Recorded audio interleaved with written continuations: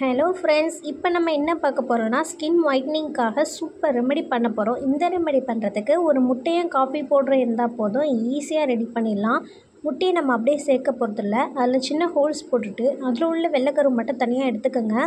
மஞ்சக்கரு வேண்டாம். ஏன் மஞ்சக்கரு வேண்டான்னு சொல்கிறேன்னா, அது மஞ்சளில் கொஞ்சம் வாசனை அடிக்கும், நமக்கு ஃபேஸில் அப்ளை பண்ணும்போது கொஞ்சம் இன்ட்ரெஸ்ட் இருக்காது. அதனால தான் சொல்கிறேன், மஞ்சக்கரு வேண்டாம். இப்போ நெக்ஸ்ட் இன்க்ரீடியன்ஸ் காஃபி பவுடர் எடுத்திருக்கேன். சன்ரைஸ் பிராண்ட்லேருந்து எடுத்திருக்கேன். நீங்கள் எந்த பிராண்டில் வேணாலும் காஃபி பவுடர் எடுத்துக்கலாம். நான் பாக்கெட்டில் எடுத்ததுனால அப்படியே போட்டுக்கிறேன். நீங்கள் ஸ்பூனில் எடுத்திங்கன்னா 1 ஸ்பூன் வரைக்கும் போட்டுக்கோங்க தாராளமாக. இப்போது இதை எல்லாத்தையும் நம்ம தரவாக நல்லா மிக்ஸ் பண்ணிக்கலாம். காஃபி பவுடரில் எக்கச்சக்கமான நன்மைகள் இருக்குங்க. ஸ்கின்னை ஒயிட்டன் பண்ணுறதுக்கும் பிரைட்டிங் பண்ணுறதுக்கும் செம்ம யூஸ்ஃபுல்லாக இருக்குங்க. அதே மாதிரி நம்ம முட்டையோட வெள்ளைக்கரையிலையும் ரிங்கிள்ஸ்லாம் வராமல் தடுக்கிறதுக்கு நல்லா உதவியாக இருக்குங்க.